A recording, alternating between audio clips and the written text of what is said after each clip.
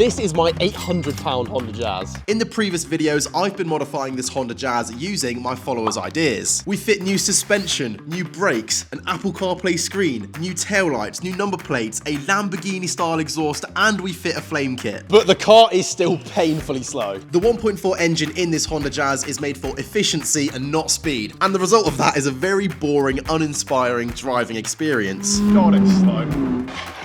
So today we're fitting this Honda Civic Type R engine into the Jazz. Yes, we are actually doing this. Now, this engine does not belong in this car, so I've had to buy a load of parts to make this fit. Like the engine and box, obviously, which cost $1,900, the shifter and cables, $300, the stainless steel exhaust manifold, $300, the wiring harness, $300, the Hasport engine mounts were $350, those are a vital part to this swap, and a load of extras, which gave us the total of 3,710 quid. Now, this doesn't even include other parts we're gonna need, like the cooling system. So this swap is likely to be even more expensive than that. But why did I choose this engine?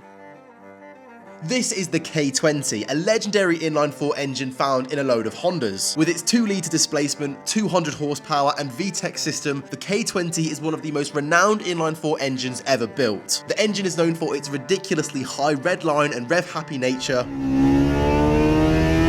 alongside being absolutely bulletproof if treated right. So this is the perfect choice of engine to turn our Honda Jazz into an absolute sleeper. So without further ado, let's get the car into the unit and get started.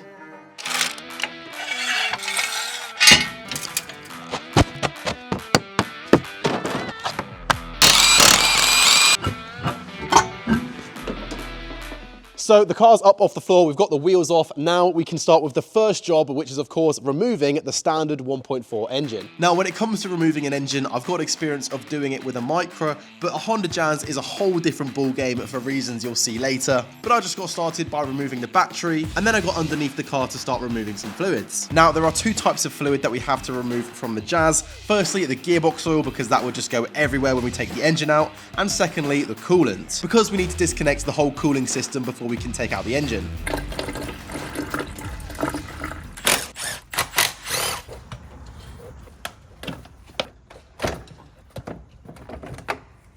That's the dream. When stuff comes out like that. That is mate, we've already like halfway done. No. So once I had removed the airbox, Tom and I started undoing everything we could get our hands on. That's the loom, that's the cooling system, that's vac lines, fuel lines, any earth wires, and practically anything that was connecting this engine to the car.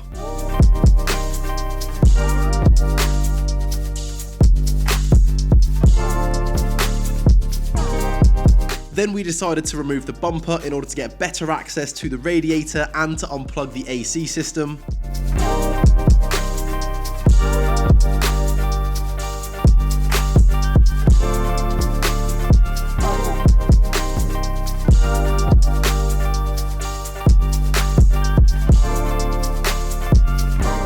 So we have just taken the radiator off the Jazz, and there are just so many leaves in this part of the chassis. I have no idea where that's all from. I would love to know where this car has been parked all its life.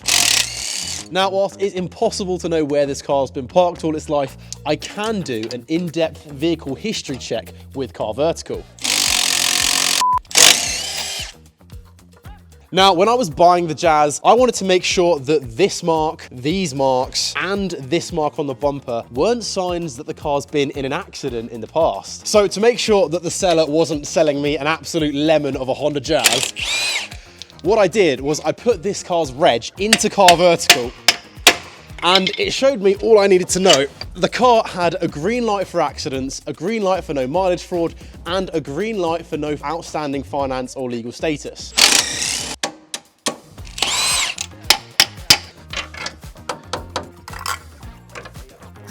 But to show you the report of a car I would definitely stay clear of, just take a look at this Ford Mustang, which has an amber warning light for accidents. Now, whilst the odometer graph shows no signs of any mileage fraud, and there's no detected outstanding finance or any current legal status, Carvertical has shown us that it has been damaged. Now, because this Mustang has been sold on a car crash auction website, Carvertical actually shows us pictures of all of the damage, and if we scroll down further, we can see that this car was marked as a Category S write-off. So to check any car using Carvertical, Carvertical, make sure to click the link in the description of this video and use the code JACK20 at the checkout for a 20% discount on a Carvertical report so you can have peace of mind when buying a car. And also using my code really helps out the channel. Now, as for actually getting this engine out, we're pretty close now. We've got the drive shafts out, obviously, and all we need to do is undo a few electrical connections and some lines, and then we should be able to undo the engine mounts and get this engine out.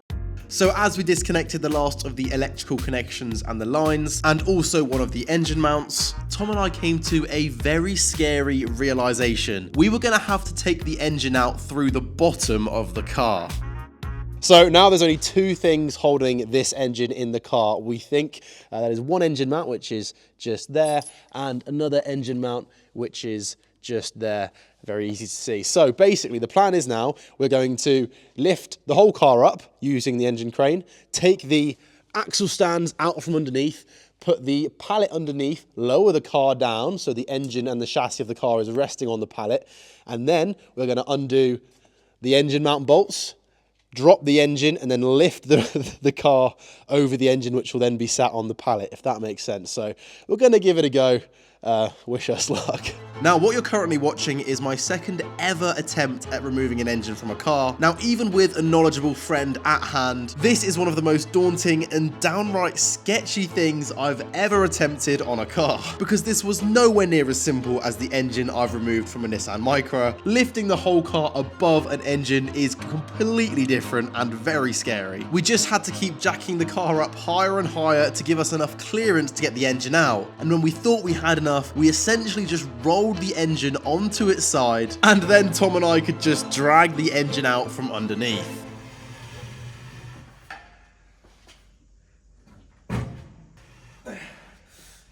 This is so professional. Mate, we are the garage. Oh my god. But we actually undid everything. High five, bro. Oh, 2 seconds.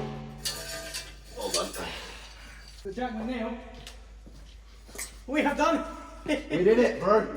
And then K20 straight in the bay. Yes. No question. No gearbox. Guys, remember to subscribe. So after all of that, we could get the car back down and safely on some axle stands.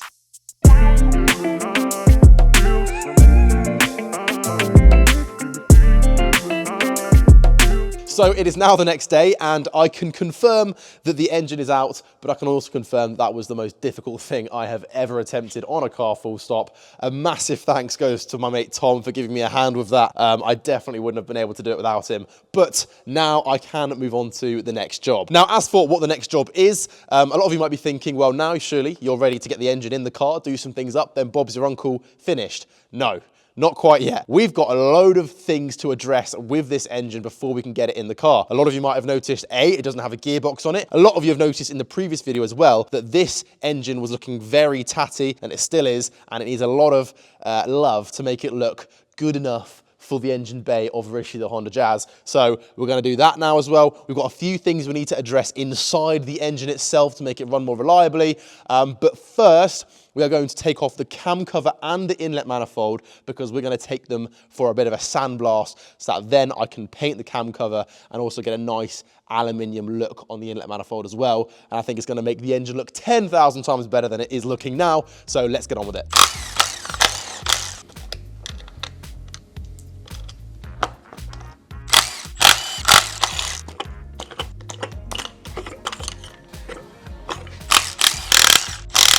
The cam cover was now ready to come off, but I left it on just whilst I was taking off the inlet manifold, just to protect everything underneath.